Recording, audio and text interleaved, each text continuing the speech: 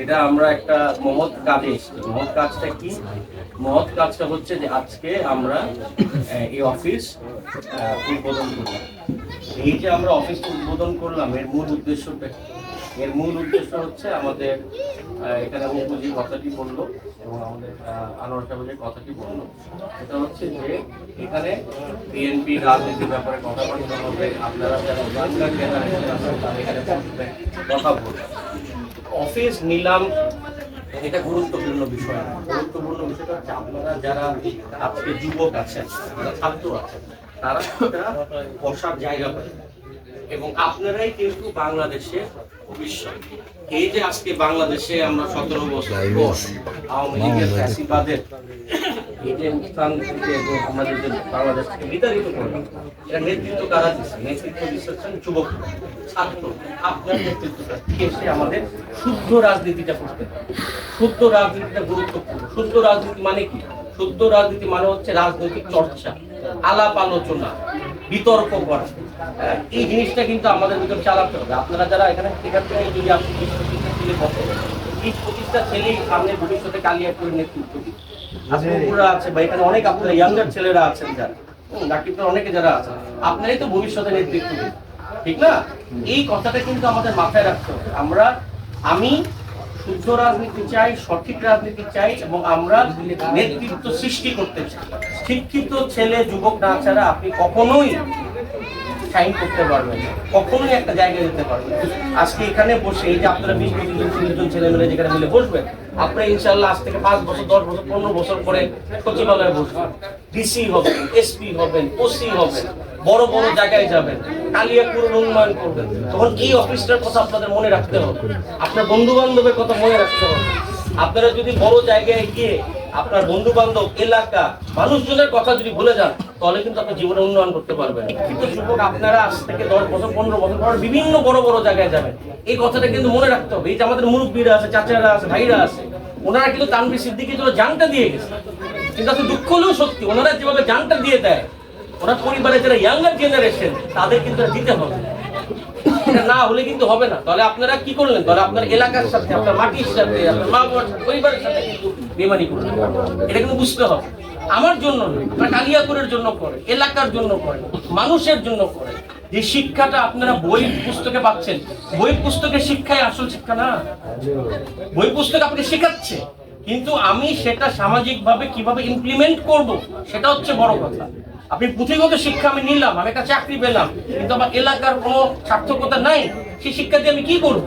আজকে আমি শিক্ষিত হইলাম, বড় হইলাম, কিন্তু আমার পরিবারের কোনো কাজে আমি আসি না, আমার মা বাবার কাছে আমি নাই, আমার বোনের কাছে আমি নাই, আমার ভাইয়ের কাছে নাই। এই শিক্ষার কি কোনো দাম আছে? তাহলে আপনার বাবা যে 40 বছর 30 বছর করে খাটাইলো, জান প্রাণ দিয়ে আপনার শিক্ষিত করলো, সেটা কি লাভ? বাবা মার কথা মনে রাখতে হবে, পরিবারের কথা মনে রাখতে হবে।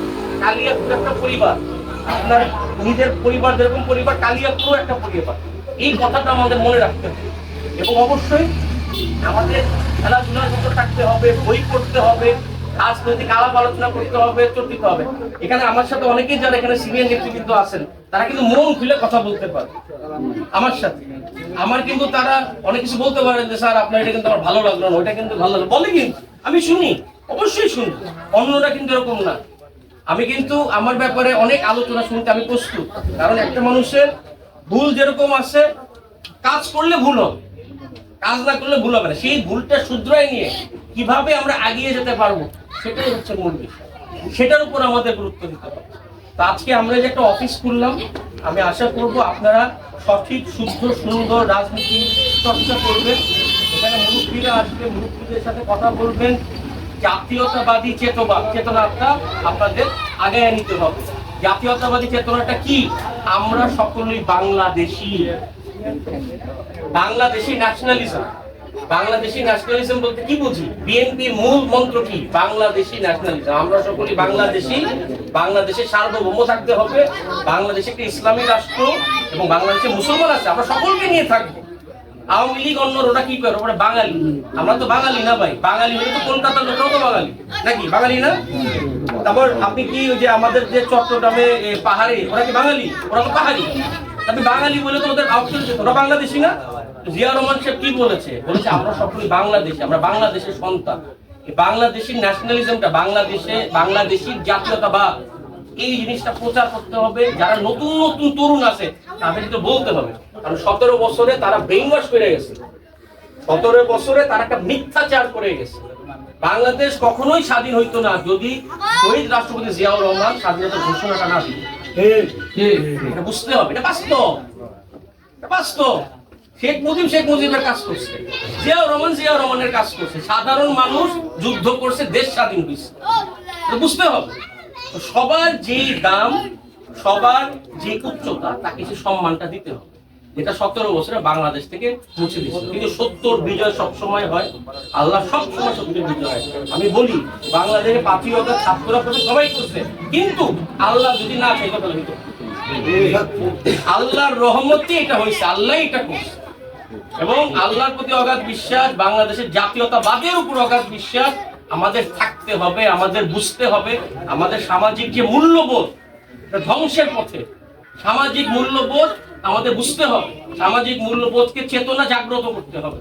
তাই আমি আপনাদের সকলকে আলাপ করব, বলবো যে আপনারা সকলে শহীদ আলমগীর আহমেদ সিদ্দিকী সাহেবের কথা বলেন, আমাদের কথা বলেন, তারেক রহমান সাহেবের কথা বলেন, জিয়াউর রহমানের কথা বলেন, খালেদা জিয়ার কথা বলেন, সকলের কথা বলেন, ঠিক আছে? এবং সকলকে আমাদের ব্যাপারে বলেন।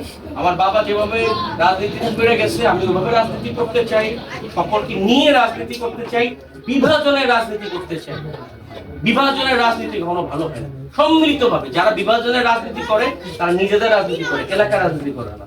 এটা আপনি বুঝবেন, এটা বুঝতে হবে, ঠিক আছে? তো আমি সব মুরব্বীদের সহ যারা সকলে আছেন, আমি অফিসটা উদ্বোধন করলাম, ঘোষণা করলাম। যা লাগে আমরা বললে আপনারা বলেন, আমি সব এগুলা সহযোগিতা করবো, নিশ্চিন্ত থাকি, কোনো সমস্যা হবে না। জিনিসটা আসেন এখানে সুন্দর কাজ হয় সেটা আমার চেষ্টা করবো। ভালো থাকেন, সুস্থ থাকেন।